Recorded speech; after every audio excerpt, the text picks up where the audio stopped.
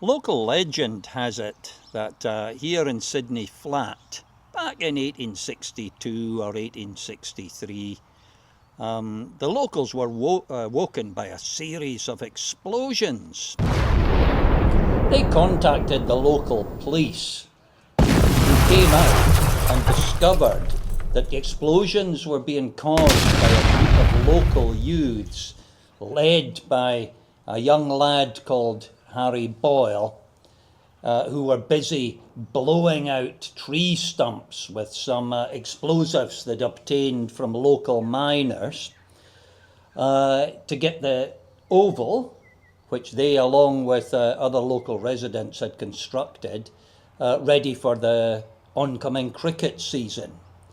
And of course, the young lad, Harry Boyle, who was leading the youths, is the subject of this video.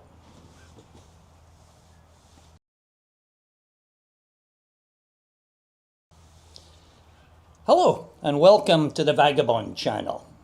Today, I'm here at Woodvale, sitting in the Woodvale Recreation Reserve, which is a lovely little spot. And behind me there, you should be able to see a little bit of the cricket oval. The oval's actually in the process of being completely redone, thanks to the local Woodvale community group, who managed to obtain some money to get the oval fixed up. At the moment, it's completely bare. We had a very, very dry summer, but hopefully over the winter, it'll get some grass coverage on it and be able to be used for cricket or football next year. But we'll see about that. The community group had the oval named in Boyle's honour a couple of years back, and I believe it's the only official recognition anywhere for Boyle, apart from newspaper articles and things written about him. I guess he's been all but forgotten, which is really a great disappointment. And really, he should have much more recognition than just an oval named after him here in Woodvale. It's as nice a recognition as that is. When Boyle died in 1907, he was recognised as one of the most important figures in Australian cricket. And indeed in England as well. He had articles written about him, obituaries when he passed away. And apart from daft folk like me who love cricket history, really, a lot of people just don't know anything about him, which is why really I'm making these videos. So this video here is about Harry Boyle growing up in Sydney Flat. The first evidence I can find of the Boyles actually in Victoria comes from April 1853, when they arrived in Melbourne aboard the Golden Spring, which had sailed from Sydney to Melbourne. They were recorded as steerage passengers. Daniel, his wife Charlotte, Emily, his sister, and Charlotte, his other sister, and Harry were recorded as steerage passengers on board the ship. And his uncle Frederick was there as well. Daniel and Harry's uncle Frederick are recorded along with other passengers in an advert thanking the captain of the Golden Spring for a safe trip to Melbourne. There would have been a younger sister, Harriet, who travelled with the family as well, but she's not recorded as a passenger. Why that is, I don't know. She would have been a baby at the time, and maybe that's why. It's also worth noting that Harry's age is recorded wrongly on the passenger list. I think he was recorded as 3, but given that he was born in late November of 1847, he would actually have been 5 at the time of that trip. Anyway, the family travelled up here to Bendigo, and I guess Daniel must have had a little spell on the goldfields prospecting, but then settled down in here in Sydney Flat and opened the Australian store. Now that store, in articles in the Bendigo Advertiser, is mentioned as the oldest in Sydney Flat, and there's many adverts in the paper and even mentions in articles about the store and the Boyles, Daniel Boyle running the store. Indeed, he and Charlotte had a run-in with a famous Bendigo character, a local magistrate, a police magistrate called Bendigo Mac, who was a real character, and Daniel and Charlotte are recorded as coming before him in Eagle Hawk for selling sly grog, obviously selling alcohol illegally to the diggers. It is worth noting that I guess wrongly the Boyles were recorded as running the Red Lion Hotel, which is pretty much on the main road, just up there opposite where the road is to take us down to the Oval here, opposite Janeway Road. They were never in there, and I believe it was run by a chap called Thomas Gregory, and as far as I can see, the Boyles were never in there. Let's go along and have a look at where the Australian Hotel was located. I found it marked on a map showing the quartz reefs in the area. Now the site of the Australian Hotel, and originally the Australian store, is right here, and I've established it via a government map of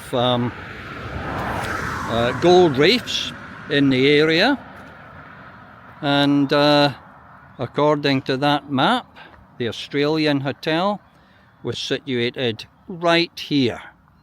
As you can see, it's just an empty space now. There really isn't much evidence of a building being here at all.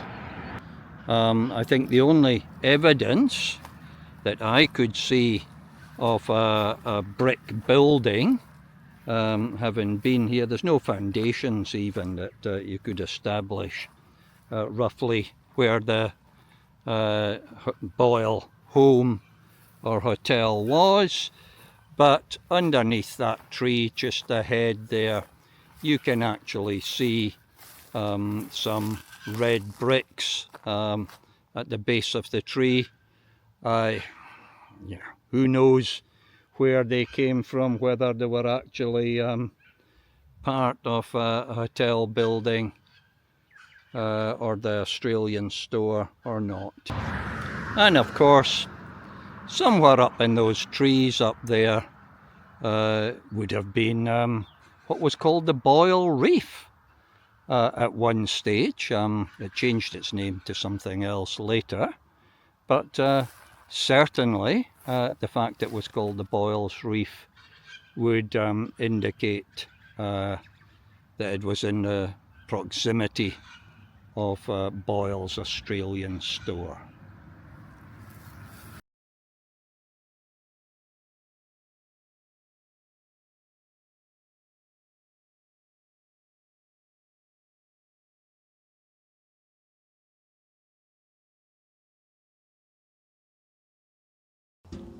(1859) 1860 must have been a terrible time for the Boyle family.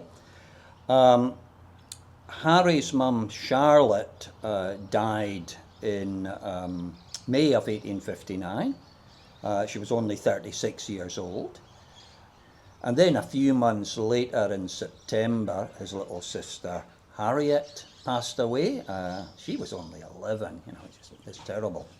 And then the following year in February, his uncle Frederick died. They are all buried in Whitehill Cemetery, as you saw in the first video I made about Boyle. We know about Harry's life growing up here in Sydney Flat and Bendigo, and indeed, right throughout his life, through the writings of his great friend David Scott, who was known as the Almanac, and who grew up in Bendigo and was a lifelong friend of Harry, and also through his cricketing teammate, both at East Melbourne Cricket Club and for Australia, Tom Horan, who was known as Felix of the Australasian, and was indeed Australia's first great cricket writer.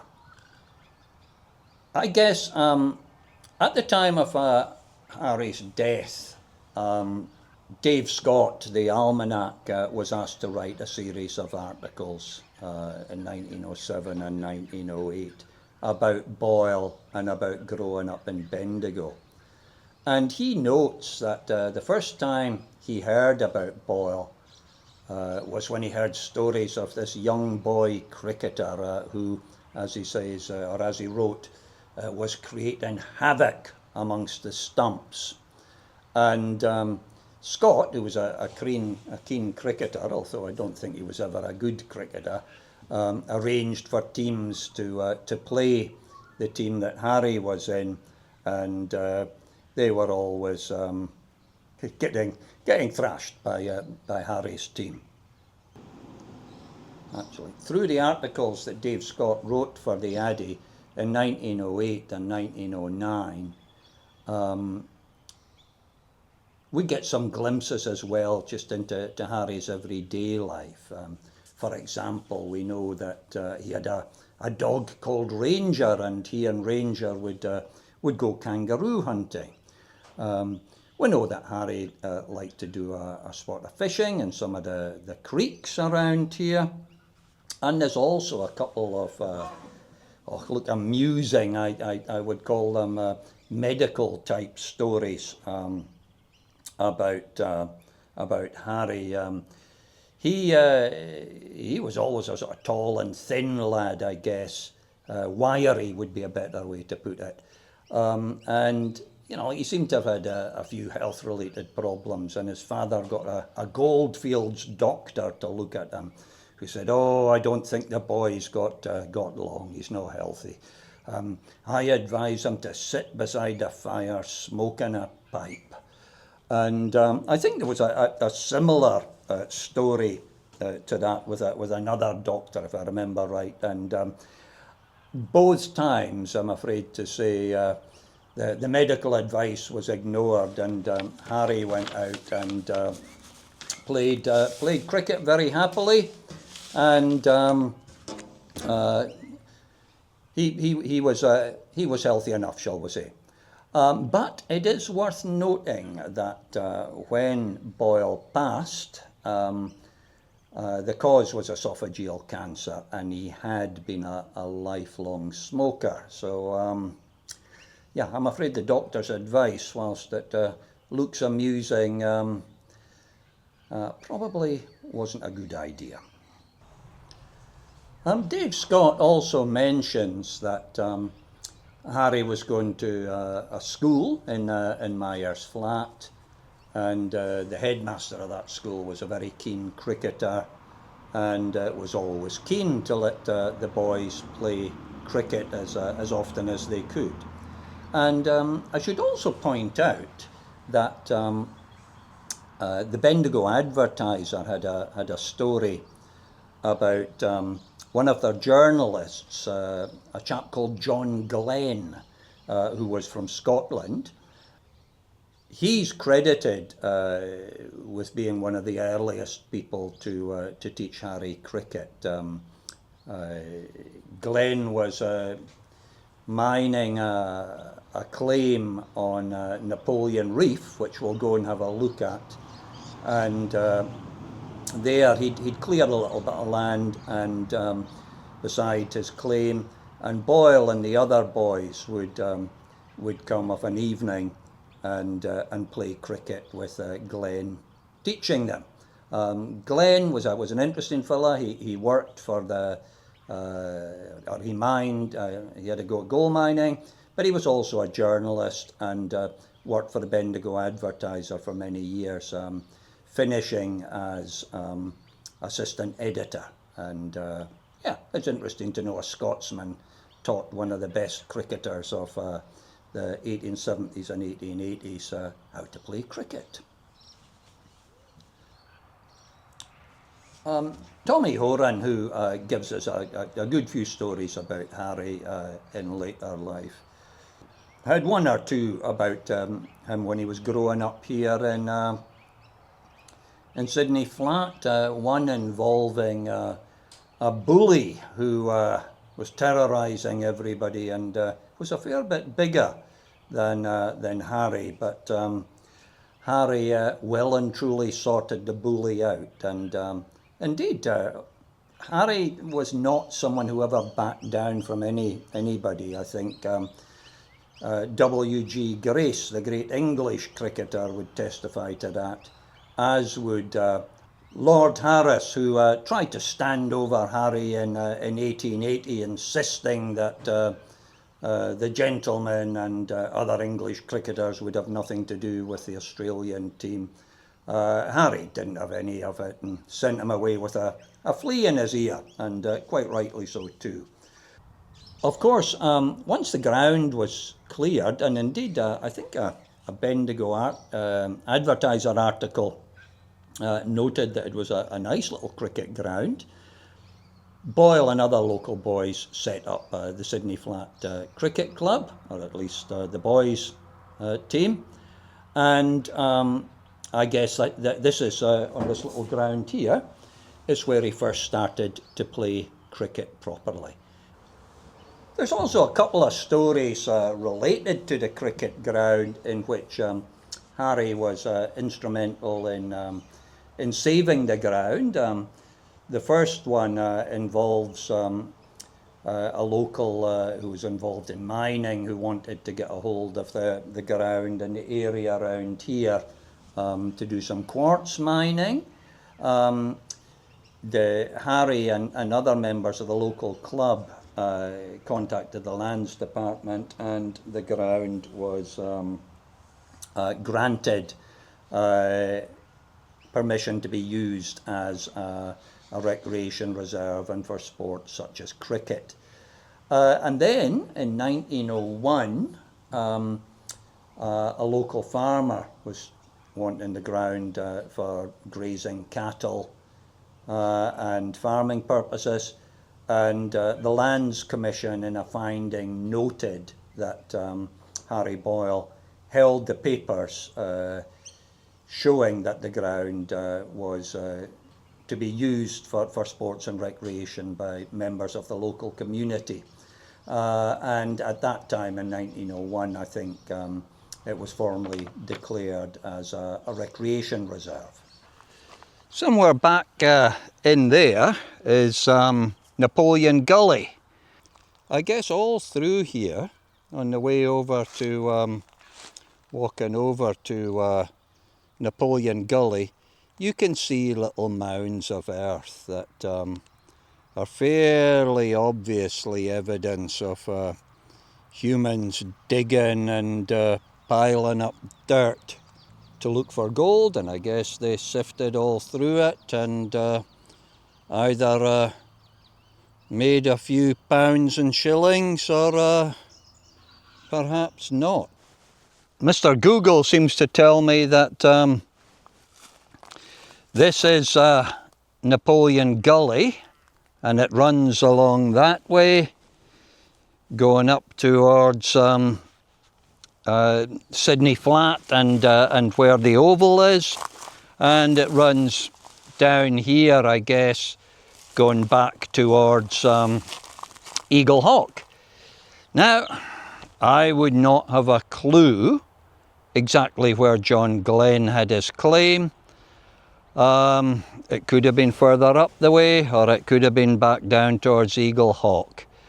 But we'll take a wander along the gully anyway, and as you can see, it's pretty overgrown and wild around here. It'd be nice if I could find a lump of gold, but I don't see anything gleaming anywhere close to me. So yeah, let's go for a little wander down the gully and see what we can see. Just I don't think there'll be anything really that we can see apart from trees and scrub. Of course, Boyle and the other boys would have played on the oval here, and as the sign over there on, or the plaque notes, apparently the boys sometimes played for a pail of milk from one of the local dairies. But they also played games against other teams, and I guess the first definite mention of Boyle came from a game against the Prince of Wales in November of 1864. And it's also worth noting that the boys played California Gully, and one of the players for that was also one of the most important Australian cricket players of the 1870s and 1880s, and that was Billy Midwinter, who grew up here. He was born in England, of course, and came over here with his family. They settled in Cal Gully, and that's where he started out playing. And of course, he would go along to the Bendigo United club with Boyle. Boyle's form was clearly good enough for him to be noticed by the big club in the area, the Bendigo United Cricket Club, who at that time were the most important team in Bendigo, and he was invited to play for them. As far as I'm aware, December 1864 was the first time he played for the Bendigo United, and he would go on to play with them for a number of years, and that's where we're going to go next. We'll go a run back into Bendigo, and go to what is nowadays called the Harry Trott Oval in honour of the great Australian cricket captain who spent a couple of years here in Bendigo. And but back in Boyle's day, it was called the Back Creek Oval, and really it's quite a historical ground. So we'll go and have a look there, and I'll tell you a little bit about it once we get back into town. Thanks for watching.